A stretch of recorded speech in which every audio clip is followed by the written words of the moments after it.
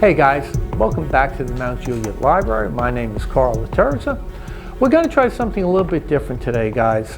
When we first started with the online lessons, what we were doing is we were doing lessons that were about 40-45 minutes long. After a while, we realized those lessons were too cumbersome. So what we started to do is instead of doing big, long lessons, we did bite-sized lessons instead that run about 7 or 8 minutes. Those came out very well. People really enjoyed those. So what we're going to do is we're going to go back and redo some of the earlier lessons, starting with today's lesson, which is going to be the Articles of Confederation. So let's start in 1776.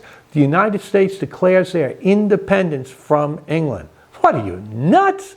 England has the world's greatest army, the world's greatest navy. Our army is like maybe 7 people and a toothless dog. Our Navy is a leaky bathtub, and we're going to go up against them? What are you, nuts? What's even more amazing is that we actually win. The American colonies win the American Revolution. Now we are going to create our own independent nation. An independent nation needs its own independent government. The Constitution that we live under now is the second form of government in American history. The first form of government was something called the Articles of Confederation. The Articles of Confederation are going to be the new government by the time we signed the Treaty of Paris in 1783.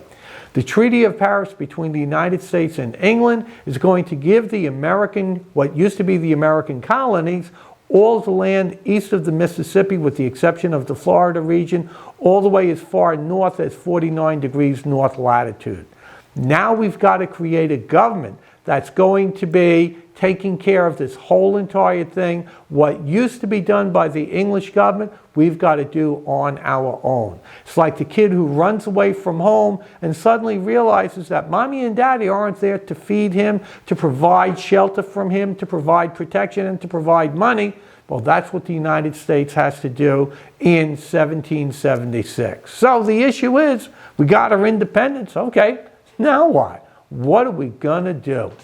Well, the first thing that they did is they made a major mistake. They took the things about the English government that they did not like and they overreacted and went the other way. England had a strong national government. So when we write the Articles of Confederation, because we didn't like anything about England, we go just the opposite. We create a weak national government. Okay, got to stop here. There are 2 types of governments that we have to be made aware of, folks. The first one is a national government. That's the government for the whole entire nation. For example, President Trump is the president of the entire United States nation.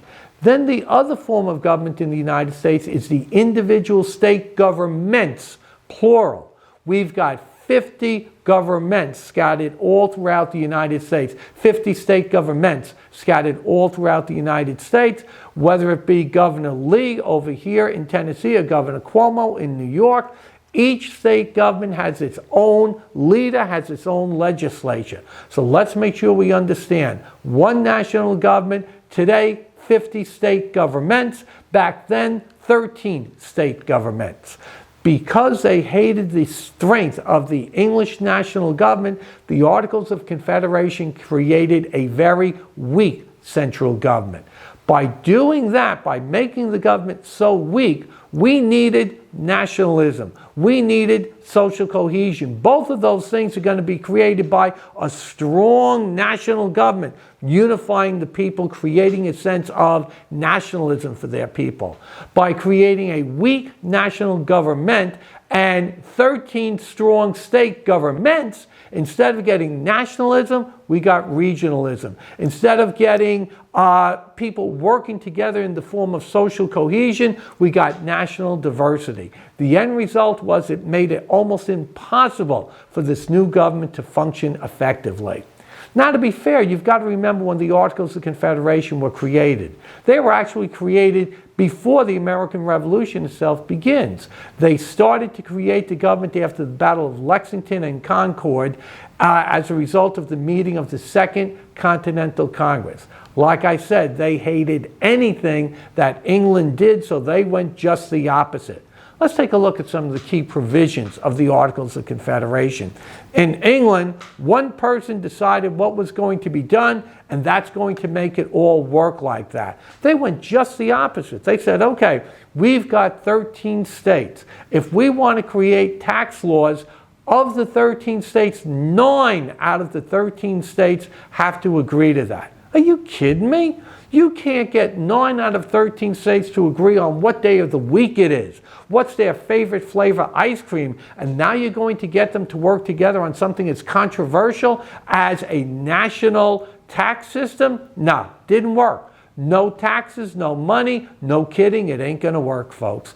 Plus, they didn't have a system of separation of powers. 3 separate branches of government. They didn't have a national court system. They didn't have a president of the United States. What they had was one legislative body that made the decisions for the entire country. They didn't even have national currency. If you take a $10 bill right here in Tennessee, you could spend it anywhere you want. You take that same $10 bill, you can go to New York, you can go to Hawaii, you can go to Alaska. They will accept it because that is the national currency. However, under the Articles of Confederation, there was no national currency. Each individual state had their own separate currency. So if you had money in New York, it was only good in New York. If you went across the border to Pennsylvania, tough luck, guys. They were not going to accept it. Obviously, getting any type of economic unity when you've got 13 separate systems of currency is just not going to work at all.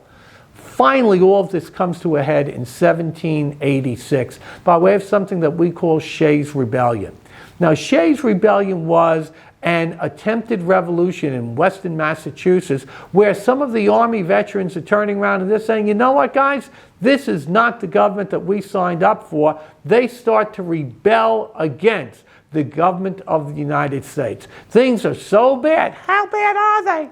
Because they don't have a national army, they have to hire private armies to actually go in and put down Sheas Rebellion. The end result is Sheas Rebellion demonstrates how ridiculous the Articles of Confederation were. Things got so bad that the mob actually attacked federal buildings and tried to destroy them and tried to burn them down.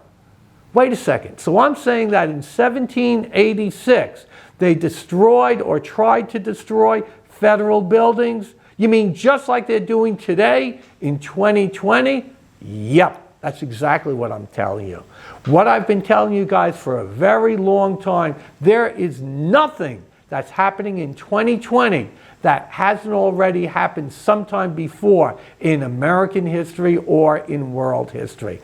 Sheas Rebellion was the last straw. By 1787, they decide, you know what, guys? Let's have a meeting. Let's decide how we're going to change things around. This meeting is eventually going to become known as the Constitutional Convention. They're going to write the Constitution. Now we're going to have a real government of the United States. What's the American Constitution all about? Tune in next week for the exciting conclusion of As the United States Turns. Bye now.